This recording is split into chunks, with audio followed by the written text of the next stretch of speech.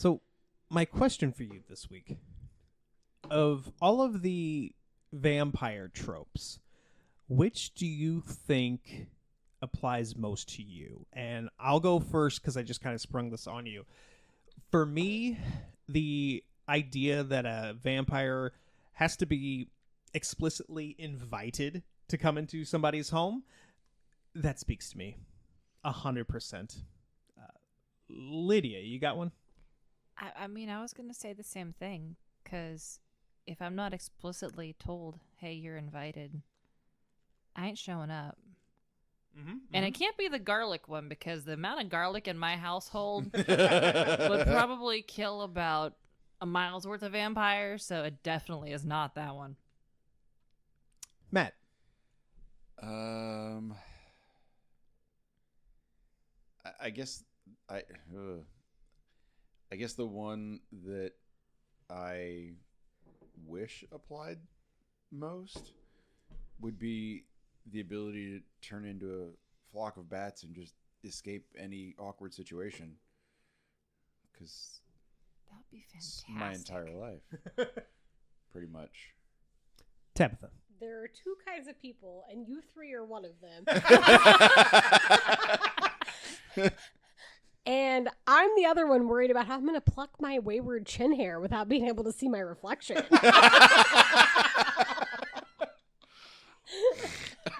That's such a valid thing that I hadn't even thought about, and now I am very self-conscious. I mean, you'd see the chin hair, though, right? What? You can't see anything. If you're a vampire, right? You can't see your reflection. I don't in think the the hair is going to show up. And have you ever tried to pluck? No, you have, Lydia. I'm specifically speaking to you. Have you ever tried to pluck a chin hair without a mirror? It is a nightmare, and you end up with divots in your chin. Or you just sit there like trying to get a hold of it, and it's like, nope, that's not it. Nope. And then you pull one, and you're like, that nope, wasn't it's it. still Wrong there. One. That was its neighbor. Yep. I didn't even know existed. I have tried to pluck a nose hair without a mirror. Is that basically the same thing? No. Because a nose hair you can feel. Like a chin hair, like you can't feel it until you've actively pulled it out. And the only way you feel it is that your skin kind of like tugs and you're like, I got it. But once you're aware that it's there and you can't get it out, then it just bugs you for the rest of the time that it is in your face. Yes. God forbid I find it in the morning after I've arrived at work because it haunts me the whole day. Sucks getting old, guys. Sucks getting... Don't recommend.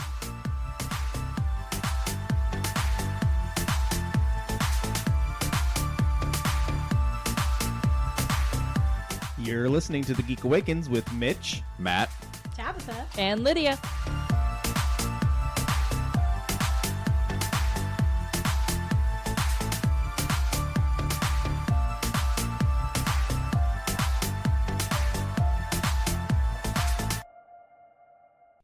Which would not happen if we were vampires, just saying. Yeah.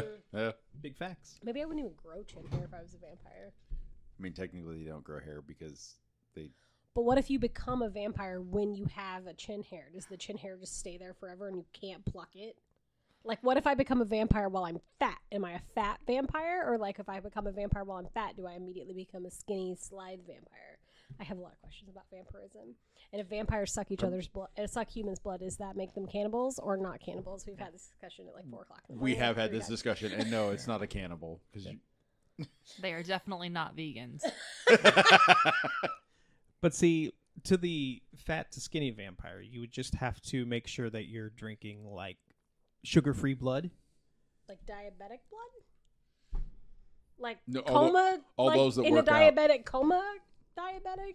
Like I have to break into a hospital and find a diabetic that's been in a coma? Just have to drink the blood of all those people coming out of Planet Fitness.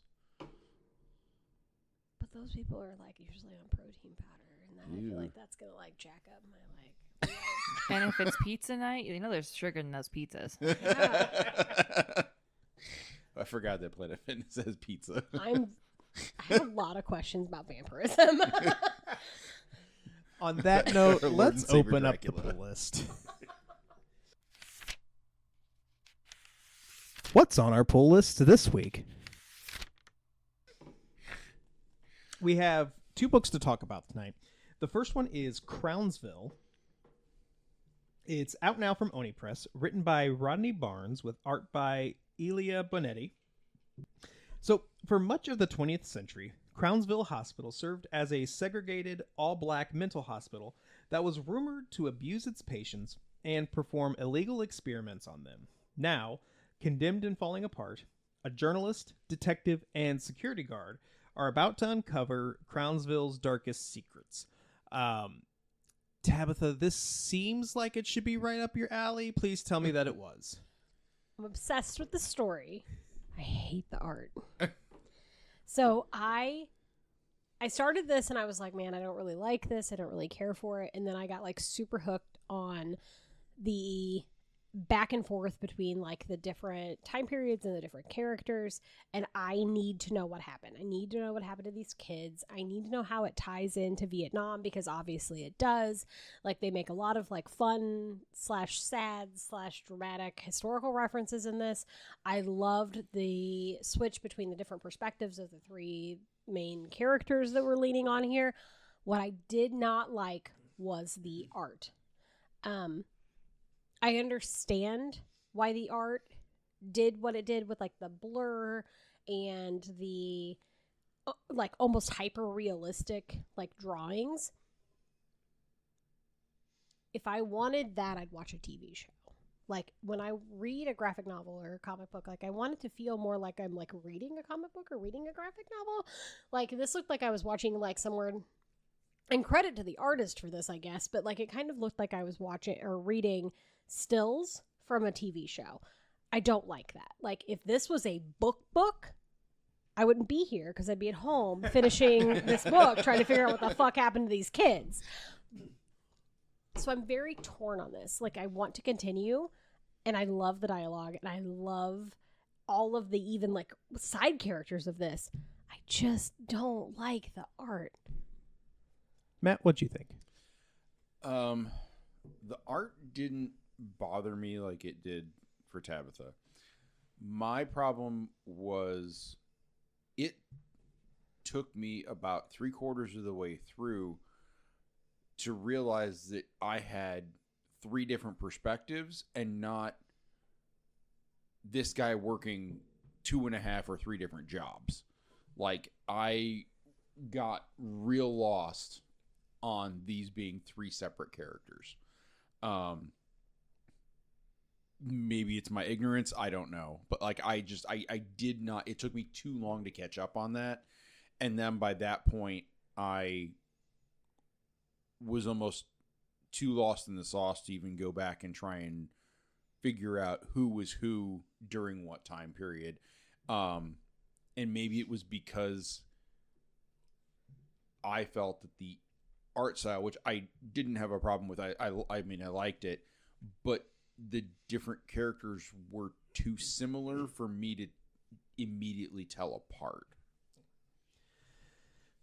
I kind of see what you're saying. I didn't necessarily have that problem, but for me, there were a couple of times where like the scene shifted so abruptly to where, yeah, I was still reading like the internal dialogue in character A's voice where I'm like, wait a second, we should be on character C now. But that said, I loved every page of this. I loved the story. I loved the art. This is obviously going way more supernatural, but this is based on a true story, which is mind-boggling. And it's something where it's like, if I didn't have to like make a bunch of notes for tonight, I would have spent most of the time before you guys got here like doing research, because I had no idea that Crownsville was a real thing. And then when I kind of started, I think it alludes to it somewhere in there where it's, you know, a real hospital. And then I looked it up and it's like, oh shit, it is, you know? But yeah, this is definitely one that I don't want to say happily because it's a rough story, but I will read, you know, every issue of this that I can get my hands on. What's wild is, I know we were just talking about in our previous episode how like the 90s and the early 2000s feel so far away. Crownsville closed in 2004, which is the year I graduated high school. Oh. Yeah. Wow. Icky. The other book we're going to talk about is Indoor Kid. It's out now from Oni Press. Written by Matt Heagerty with art by Lisa DuBois-Thompson. So Arnie lives in a town where everyone is obsessed with sports. And if you're not good at something, then you're looked down on. Arnie is tired of he and his friends getting bullied by everyone, but especially the Bohemians. When he is given a magic gold medal that makes him good at everything, will he use it for good or self-interest? I am going to preface this by saying I am out of the age range for this book, and I feel like we are all out of the age range for this book. There were moments with Arnie, like especially once he got the gold medal, and he kind of, abandons his friends, and, like he lets him being good at stuff go to his head. I switched between hating him, but also like feeling incredibly sorry, because I was hoping for a moment where like his parents reassure him and tell him that like they love him whether or not he can play basketball or whatever. But that doesn't happen. In fact, I'm spoiling this a little bit, but I mean, this book is out already. But like, there's even like a point where his dad like explicitly tells him that he was embarrassed of him when he was quote unquote bad at sports. So like, it's one of those things where it's like, what Arnie does is still not cool. I get it. And I can't say 100% for certain if I were in his shoes that I would have done anything different. Matt, what'd you think? While, yes, we are all above the age range for this book, I read this seeing situations that are relevant to my kids. Like, between both of them, with their friends. Like, I love this for the fact that he has to...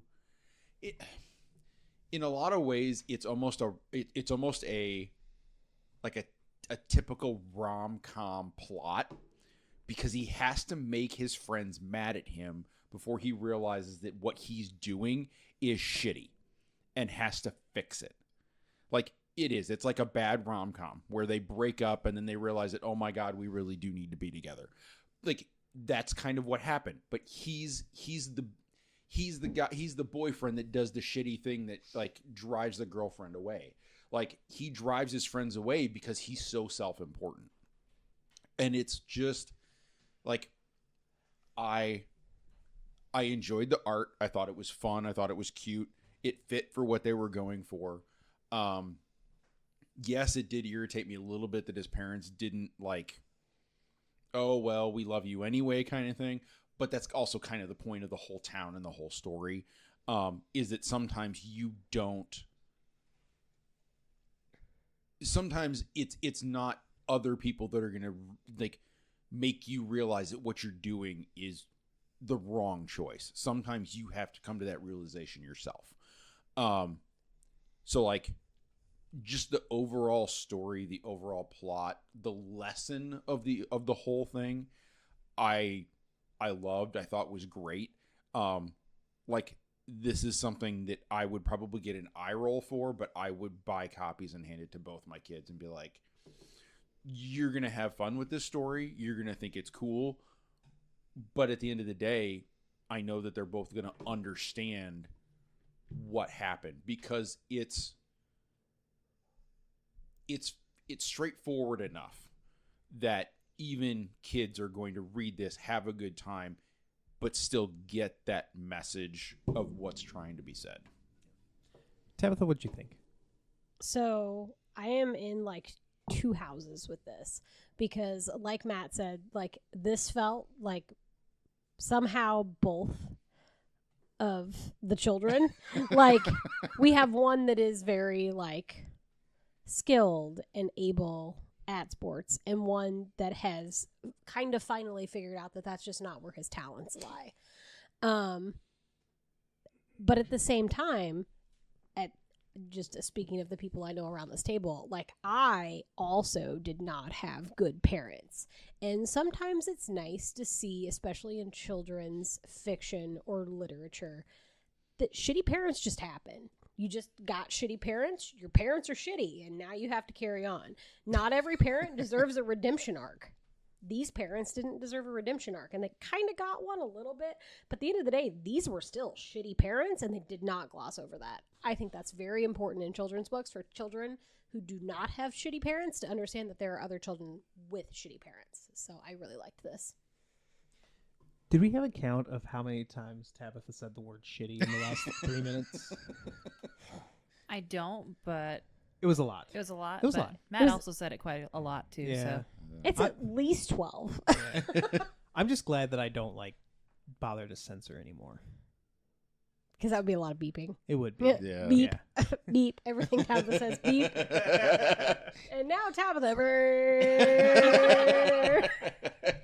let's be honest. There's not a lot of censoring us anyway, so it's probably best to just not care. Yeah.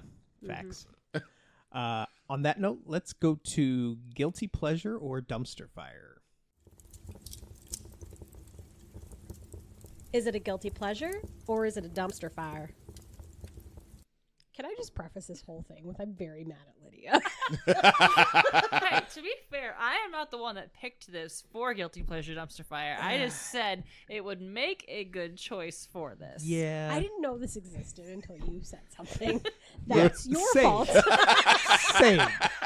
I love you and you always have the most, the least amount of shames, but this is your fault. I'll accept that. So before I go into it, so this month's guilty pleasure dumpster fire is Vampires Los Muertos. Lydia, why did we watch this? So, the other night, we were sitting around scrolling through Roku, trying to find something to watch for Halloween, for spooky season, and just looking at all the different things that are on all these various platforms. And we scroll by the movie Lost Boys. To which I then tell Kevin, I always see Lost Boys, and my brain always confuses it with the movie that Bon Jovi was in. And he just stopped and slow turned to me and looked at me like, the fuck? To which I then started questioning myself, because I have, for years, thought about this vampire movie that I briefly saw one time in a hotel room before we left to go do whatever we were doing that day. And for some reason, my brain has always just made it The Lost Boys. And I guess I see Kiefer Sutherland, and for some reason, my brain thinks that's Bon Jovi, and it's not. But seeing his reaction to this was like, did I make this up? Did I fever dream the fact that there is a Bon Jovi movie with him hunting vampires? And so I had to Google it, and it took me a minute to find it. So I was very confused and concerned that I actually had fever dreamed this for a minute. And then I found it and turned it around and showed him. He's like, I did not know this existed. So then I shared it to all these guys. I was like, hey, by the way, this just happened. Glad to know I didn't just randomly make this up. And then Mitch decided that this was going to be this month's Guilty Pleasure Dumpster Fire. And now we're here, and apparently Tabitha's mad at me. Yeah. So, it's fine. In my defense, it was going to be either that, or we spend 3 days being like, so what do we want to watch for Guilty Pleasure Dumpster Fire? And then it would be a constant, oh, I don't care. What do you want to watch? Well, I don't care. What do you want to watch? I don't care. What do you want to watch? I don't care. What do you want to watch? Forever. This is why we starve when we travel together. Very true. So, it's like the pizza conversation. Yes. What kind of pizza do we want? Oh, I don't care. Nobody cares. What are we doing? Yeah. So I just went with the most recent thing that we had discussed, which was Vampires, Los Muertos. It's a 2002 direct-to-video sequel to the 1998 film Vampires, directed by Wes Craven. Pro tip, Wes Craven did not direct the sequel. No, he did not. So We produced the sequel? yeah, it was... His name was on it somewhere. Yeah, I think he produced or something. So...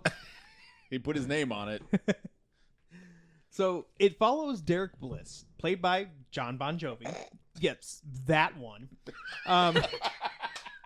Who is sent on a mission to stop vampires from stealing the Bezir's Cross. I think I'm pronouncing that incorrectly. You just said bra. The Brazier's Cross. That's where we're going. That's fitting. Which, I hope so. Yes. You don't want to be too snug. Cut off circulation. Don't want to be too loose either, because then things just be flopping around. Just thinking that. So, this cross would be used in a ritual to allow vampires to be out in daylight. His first stop is a monastery in Mexico, where he gets a list of people to help him from a group of priests/vampire hunters. Derek finds the people on the list, but a group of vampires have beaten him to them, killing them. Instead, he reluctantly gets his own ragtag group of vampire hunters, including Sancho, played by Diego Luna, Zoe, played by Natasha Gregson Wagner, Father Rodrigo, played by Christian De La Fuente, and Ray, played by Darius McRae from Family Matters. Which we had all discussion. We had to pause the movie to figure that out. Yeah. And wasn't he like just arrested for something like in Mexico? I don't know, but I started screaming, "Eddie Winslow, what are you doing here?" Did I do that? So, Una, played by Arlie Jover, and her group of vampires have gone on a killing spree, including at the monastery at the start of the mission. Also, Zoe, kind of a vampire. But it's okay, she's on meds. In the midst of their journey to find Una, Una finds them first, gives Ray a blowjob to die for, and convinces him to steal Zoe's meds. Father Rodrigo sacrifices himself to be part of Una's ritual, but surprise, he's not really a priest, which is needed for the ritual to work. Zoe gets a blood transfusion to expel some of her vampire blood, which gives Derek the idea to get some vampire blood transfused into him, which would allow him to infiltrate Una's ritual. After a couple of battles, Una is killed by a shot to the head while being dragged by a car being driven off a roof. It sounds somehow more ridiculous than it actually was. The film ends with Zoe and Derek driving off into the sunset en route to Mexico City to get some more anti-vampire meds. So, directed by Tommy Lee Wallace, Vampires Los Muertos has a 20% tomato meter and 38% popcorn meter on Rotten Tomatoes, as well as 4.5 out of 10 on IMDb. But is Vampires Los Muertos a guilty pleasure or a dumpster fire? So if you've never listened to an episode where we have this, we break it down into 4 different segments. What works, what doesn't work. If you've watched it before, how does it hold up? / the rewatchability of it. Like, would you watch it again? And if it's a guilty pleasure or a dumpster fire. So, based off of the amount of facial expressions I've received, Tabitha, we're going to start with you. What worked? It's not my fault. I can't control my face. What worked? When the commercial break started, I said, "Oh, thank God."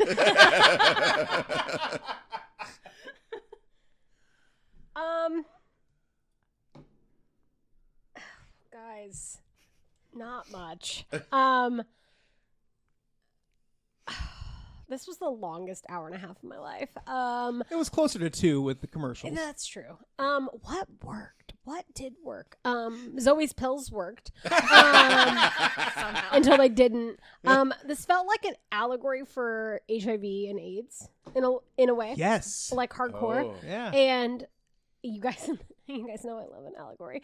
I thought you were about to say, you guys know I love AIDS. You guys know I love AIDS. No, I love an allegory. So I liked that part. I picked up on it, obviously, and I for the time period that it came out in, despite the fact that it looked like it was filmed in 1985, I enjoyed that, and like I picked up on it, and I think that was important, but it was very veiled, and I feel like if you weren't thinking about it, maybe you wouldn't have picked up on that. Come back to me when you ask about what didn't work. Fair enough. For me, a few things worked about it. First off, having a scene with John Bon Jovi shirtless was completely unnecessary.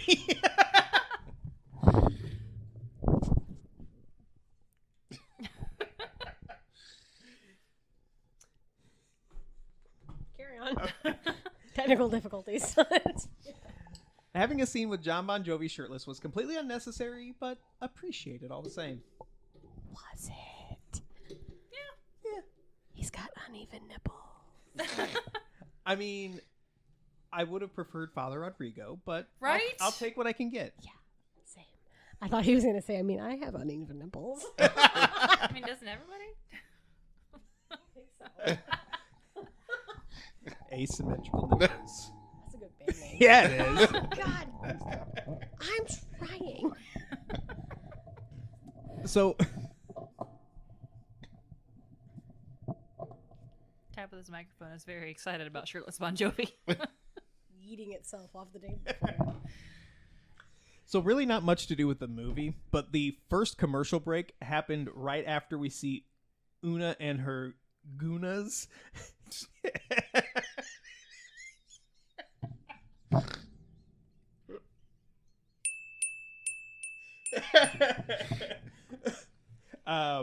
As we see Una and her team eating up the security guard or whatever it was at the monastery, the first commercial was for Domino's, and it said something like, looking to feed the whole team. That's well played. I was like, that is perfect. Thank you, Tubi. Diego Luna was easily the best actor in this movie.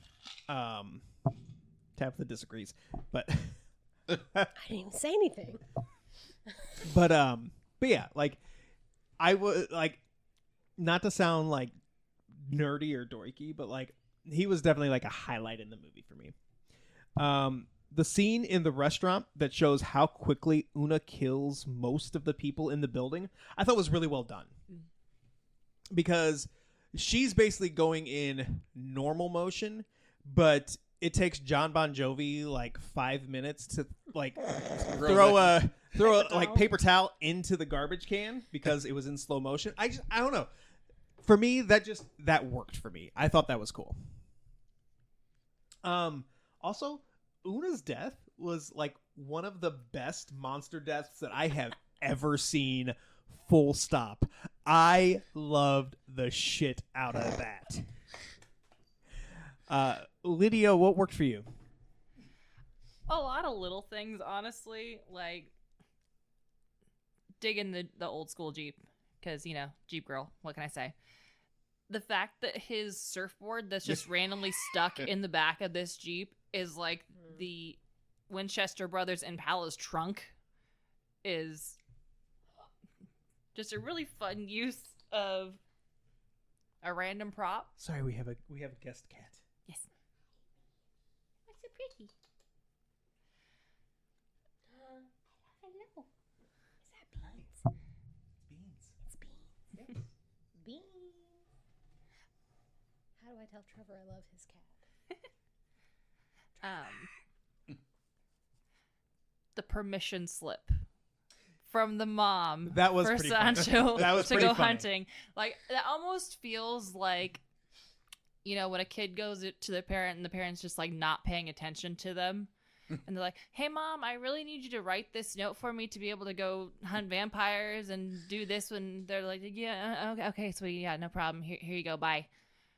Like, that feels like what that was. And just, it made me laugh. I feel like this movie touched on just about every vampire trope there is, but it did it in a decent way. Because, like, the monastery has, like, 1,000,000,001 doors they have to get invited through.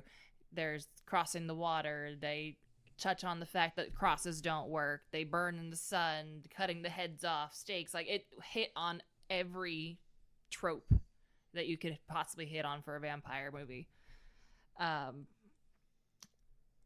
Also, speaking of Father Rodrigo, where was he keeping those guns the whole time? I know, right? Because just, like, right there at the very end, it's like, holy shit, where'd those come from?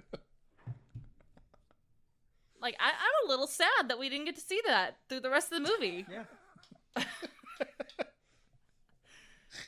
But I don't know, just lots of little things for what was good about it. I don't really have much else to say.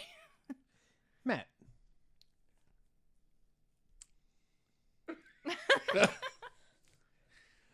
I don't know. I tried. I did. It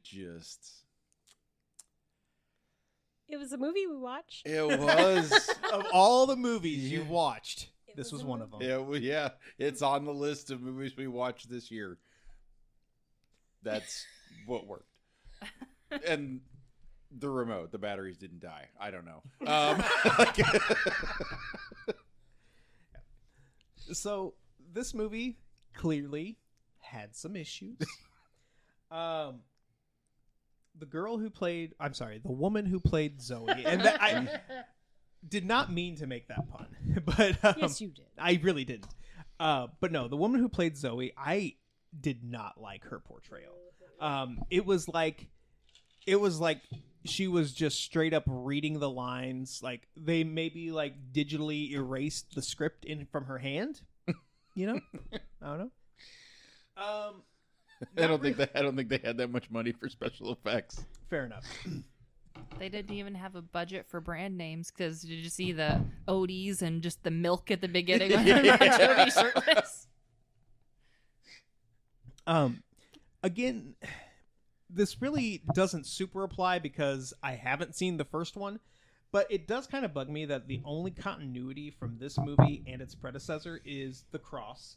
And there's the mention of a character from the first movie that was killed off. So while it helped that there wasn't like a whole lot of missing lore, basically being a sequel in name only was kind of disappointing for me. The scene with Una and Ray gave me 12 kinds of ick. Because it started off the blowjob scene. Yeah. Yeah, because it started off with her being like some random woman who's apparently escaped, somebody. And he's like, oh, you can talk to Big Ray. Like, it's okay, honey. Like, calls her honey like 12 times. And then next thing you know, she's biting his dick. Like, anyway. Also, weren't his last words before he died like something about getting head from a vampire? Yep. Yes, I think I had blocked that out until this moment. I don't care what your budget was.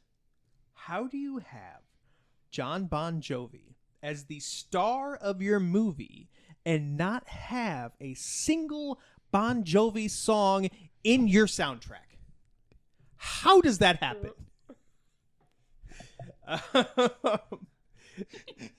Tabitha, take it away. What didn't work? All right, let me get my list out. All right, so why does this look like it was filmed in 1975? Was part one of my problem. Like, this movie looked like it was filmed 20 years before it was actually filmed because of the camera work. The Spanish guitar music had that desperado bullshit played one more time. I was turning it off. They weren't really vampires. The way they fed was more like zombies. That was really weird. To Lydia's point earlier, like, this broke every vampire trope. Like, why can these motherfuckers go into a church? Mm-hmm. Why can they cross water? Why can they do a lot of things? Very confused about the vampires. This is a very niche thing that made me mad, but John Bon Jovi's eyes do not blink at the same time. That's not a niche. That's like, I don't know. That's a very... I noticed it when they were doing a lot of close-ups, but his eyes go, when he blinks, just to blink his eyes, he goes, and it was pissing me off. Like, anytime they got too close to him, I had to close my eyes. That was a whole thing. Did you close your eye at the same time? No, I don't know. Maybe. Her acting, honestly, was so bad that there was a point where we were like, is she being dubbed? Because it looked like she wasn't speaking in time with the, like, and it honestly looked like they had, like, recorded over her in parts. Same thing. Like a dubbed, like, Japanese film. Like, it looked like she had said her line so poorly that they were like, you won't have to do that again. But they did not have the money to, like, budget out to refilm it, so they, like, dubbed it in. This is the thing that bothered me the most, and I'm gonna piss Matt off. So, John Bon Jovi, great vampire hunter, doesn't know Diego Luna on a fucking motorbike following him through the desert is back there. Like, come on, bro. You didn't see the plume of dust. You didn't hear the whatever. Okay. You said the death was good at the end. That looked like something that would happen in, like, season 2 of Buffy, and I would have been like, it's okay, it gets better in season 3.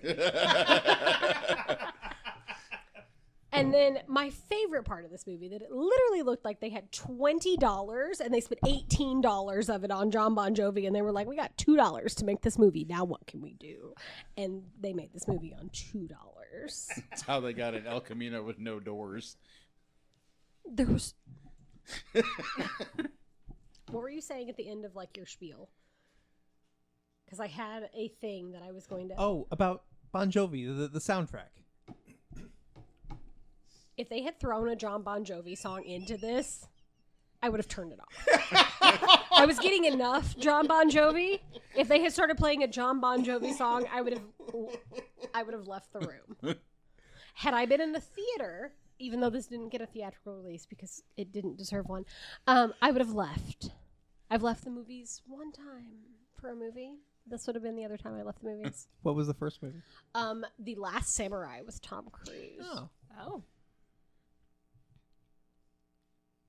Cat sounds. That's funny. You would make Kevin very sad because that's one of his favorites. Oh, I was on a date for that movie, and the guy that I was sitting next to, when Tom Cruise's character started kissing that Japanese woman, started breathing really heavy, and that wasn't helping anything, so I just left.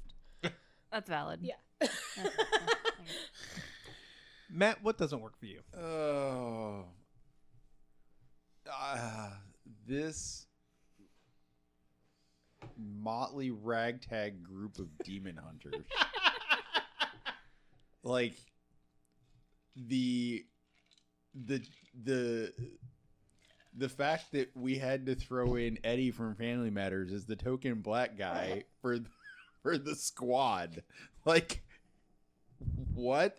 And his portrayal of that poor character, like, I don't remember him in Family Matters being a bad actor, but, like, his bro, what you doing, like, attitude was so, like, cringe. It just was cringe. Like, I just trying to act big, bad, and tough, and he's like 2 inches taller than Bon Jovi.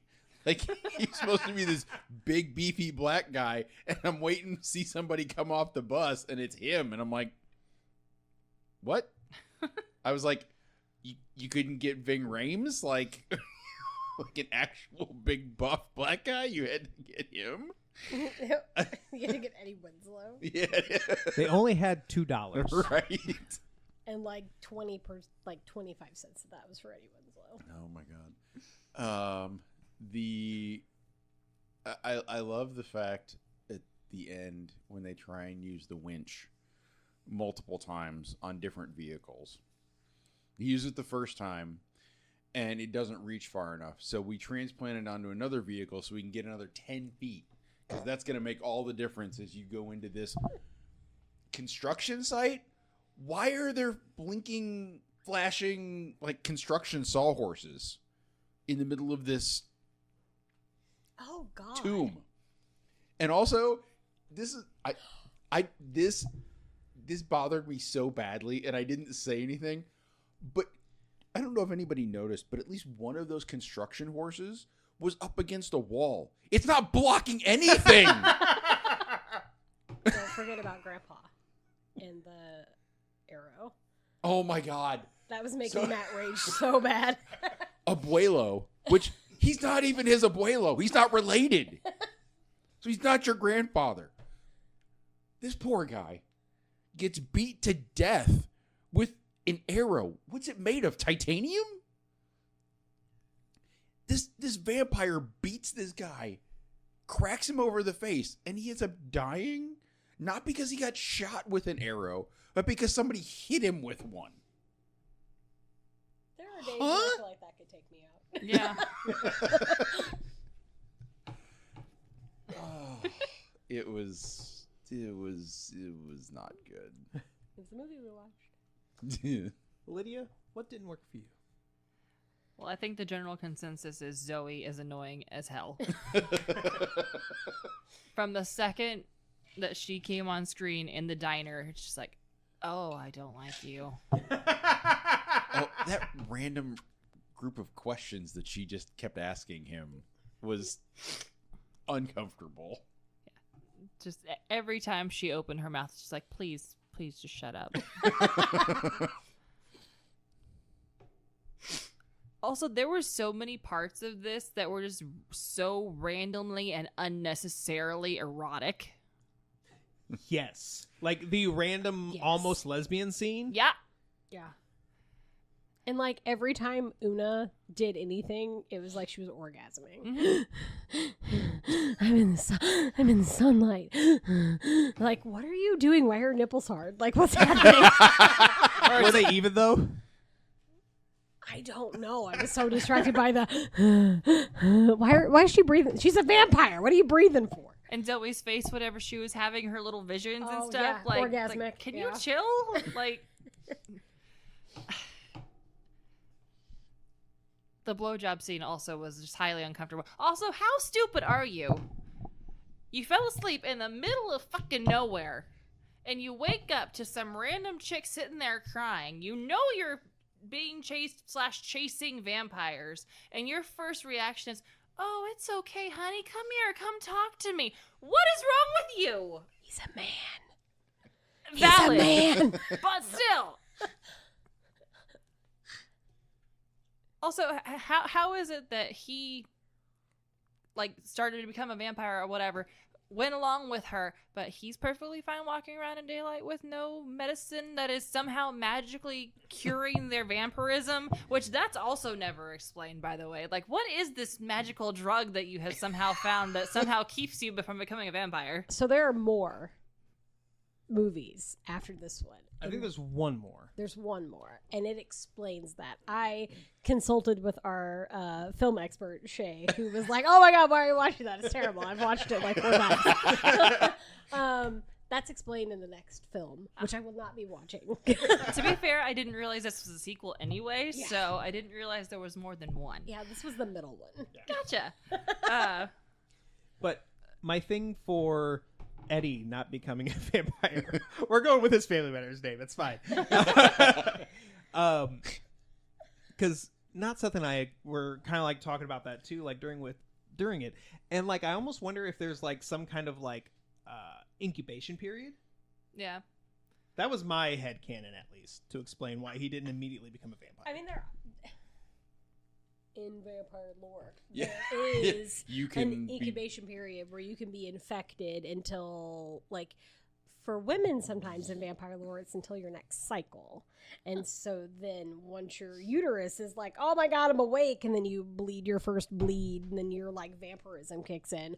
Or sometimes it's like a moon cycle thing, or sometimes it's a Till your first bite or whatever. correct, So yeah. yes. Well, and depending on which group of vampire lore you go with, just because you've been bit, you don't automatically become a vampire. Like if you go all the way back to Bram Stoker's Dracula, Mina doesn't become a vampire the first time that Dracula feeds off of her.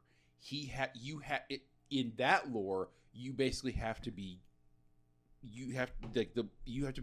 drunk almost to death before you become a vampire. So you can feed off of the same victim multiple times. Also, again, depending on which vampire lore you're going with. And if then we're going to Anne Rice's vampires, you have to be drunk almost to death and then drink before you become a vampire. Yeah. So vampirism generally does have some kind of incubation period. But I don't know what that looks like when you're bit on the dick. That's new for me. And Anne Rice is dead, so I can't ask her opinion. She was just going for blood flow. You got a lot of it. Smart vampire. Say also, after that whole scene, like leading up to him actually like trying to attack them, I did look at Kevin and said, "So when's Blowjob Boy gonna turn on them?" And he's like, "Probably about any minute now." And yep, there it is. Okay. Yep. But also the whole blood transfusion thing, that is not how blood works. Did you blood type these people? We just need 3 volunteers. Okay, 1, 2, 3. Here you go. Yeah. And like, we'll just put it in her left arm because it'll come out fine. Come out the right arm. Like, I like the ingenuity, but can we talk about science? It's a blood drive-through. Truly. Also, where'd they get the random El Camino? Yeah, right. He was like, Grandpa, I used to have that truck for sale, and I'm like waiting on this badass truck to roll up, and then it's an El Camino with no doors, and I'm like, who told Grandpa this was a nice truck? Yeah. All right, so I kind of have a feeling I know where this is going. But let's talk about the rewatchability. Lydia, I'm going to start with you because you have seen this before, so I want to know, how does it match up to the last time, and would you watch it again? All right, so here's the thing, and I kind of touched on this earlier. I had never seen this whole movie. I came across it because I was at a hotel with my parents. Like, we were going to like a convention or something. Like, the TV was on in the background as we were getting ready to like leave for the day, and it's just like, oh hey, that's Bon Jovi. And it was like the scene as they're going down into whatever like the nest is.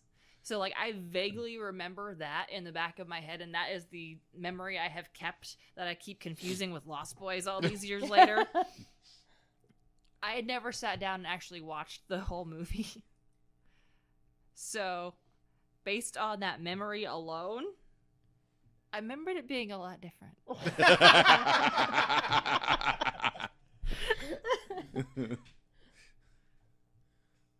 I don't think I would necessarily go and like intentionally sit and watch this again. However, if it was just randomly on in a hotel room again someday, I'd leave it on.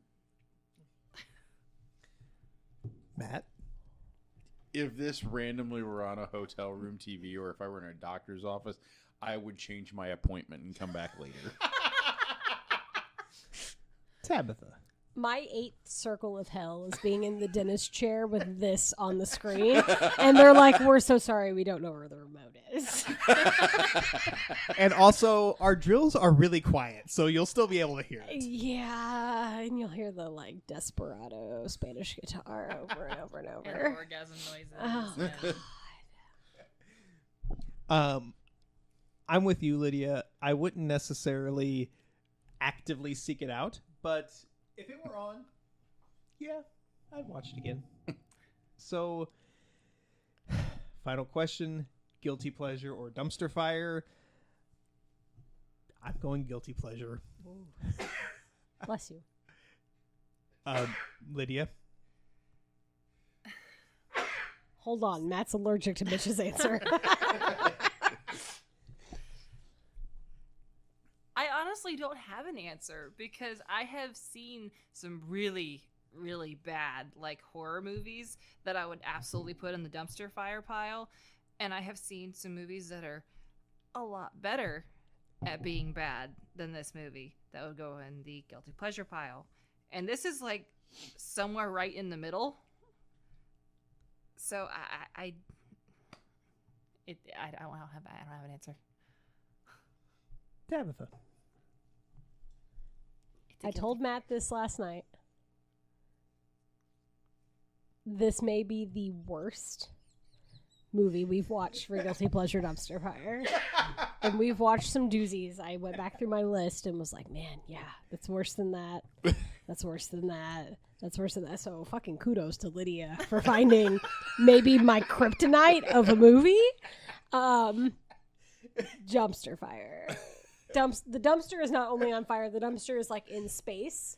And it's on fire and it's about to crash into a planet full of like very cute creatures. Like this is the dumpster fieriest of the dumpster fires. But it's also like gasoline. Not just a dumpster. It's like a gas station dumpster where they have been pouring gas for like the last 25 years. Matt. This is just an unequivocal dumpster fire. Do we need a tiebreaker? I mean, not really, because Lydia didn't have an answer. So it by default, dumpster fire wins. Yeah, that's true. But I mean, I guess if not, Seth is still around. Not Seth? He might be upstairs. Oh. It's fine. It's vampires, Los Muertos. It's a dumpster fire. It's fine. It is. So we've got time for one more story, and it's a food story. We haven't had a food story in a while. Well, we haven't been here in a while. I was about to say that same thing. So, Oreo is known for having seasonal flavors. Well, Thanksgiving is finally getting its due. Oh, no. Introducing the Oreo ID Thanksgiving Dinner Cookie Tin, featuring 2 cookies of 6 different flavors: pumpkin pie, caramel apple pie, cranberry sauce, sweet potato, creamed corn, and turkey and stuffing. So wait, all of these flavors are on... Yeah, You're gonna So there are 6 flavors, but in 2 cookies? No. So there's a total of 12 cookies. There are 2 cookies of Okay. each flavor. Lydia and I got really upset for a second. I was just imagining like a little like pie chart Yes. of like flavors on a cookie. Like and- my broken apart Yeah. like food plate. And I'm like, I'm not eating that. I No. can't even have my food to touch at the Thanksgiving. Why would I want my cookie to touch? No. There are Okay. 2. Yeah, there are 2 pumpkin pie, 2 caramel apple pie, 2 cranberry sauce, 2 sweet potato, 2 creamed corn, 2 turkey and stuffing. So it's a Thanksgiving meal for 2, but in cookie form. Yes. Oh, okay. Yes. Are all of the cookies still chocolate and the filling's different, or It's like coated. Like dipped? Yes. oh nope? We're out. So it's only available on Oreo's website for $19.99. Of course, it's sold out already. Of course it is, because people are disgusting. Oh, damn it. I missed it. There are... Being facetious. Oh, okay. I'm just not to cut you off, but I swear to God, if you have somehow managed to get this and you're just gonna be like, surprise, guys, I got this first. I am walking out the door. Lydia will quit the podcast with me this time. So that'd be the 38th and the 1st. Got it. This year on Geeks Giving. No. I would... See, I couldn't do that to myself. Nor would I do that to any of you.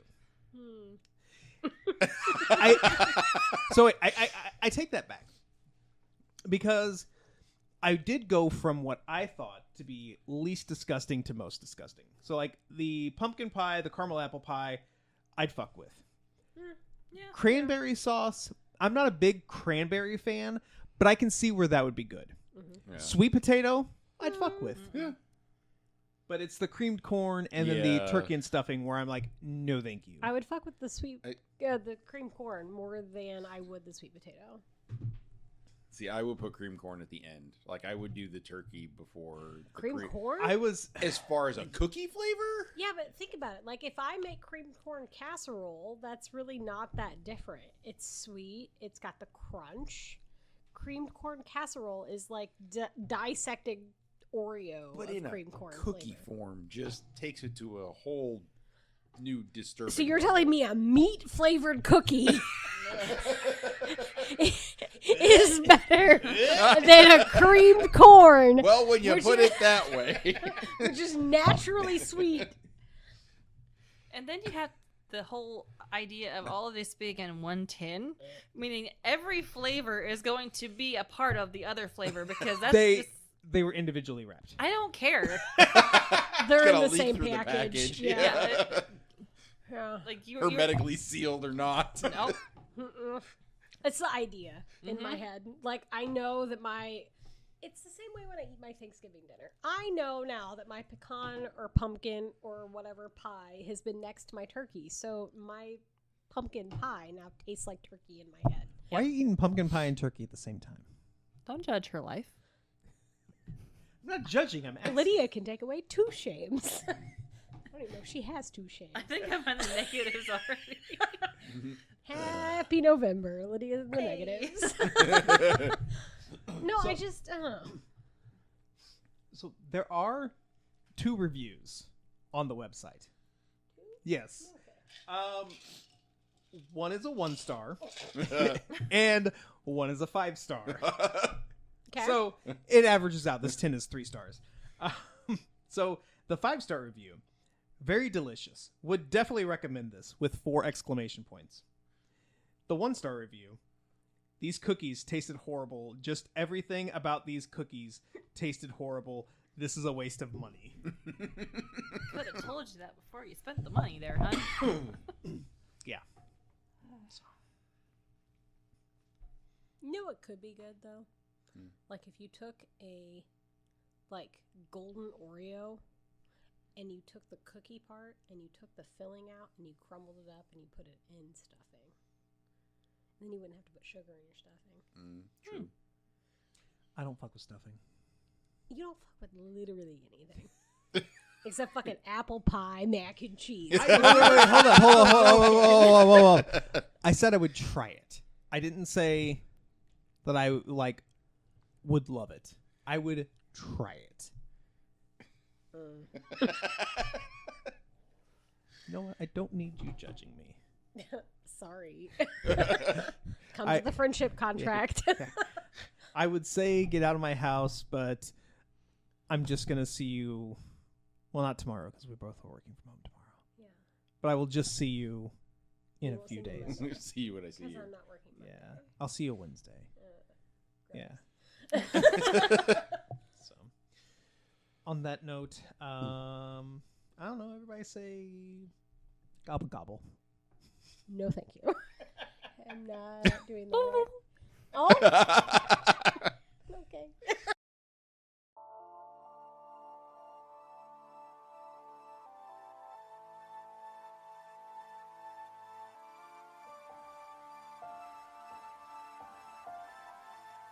That's going to do it for this episode of The Geek Awakens. If you have any questions, comments, or concerns, then shoot us an email at thegeekawakenspodcast@gmail.com.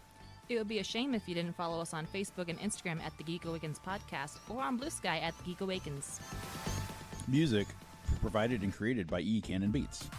Logo created and designed by Shay McCain. That's it for this week.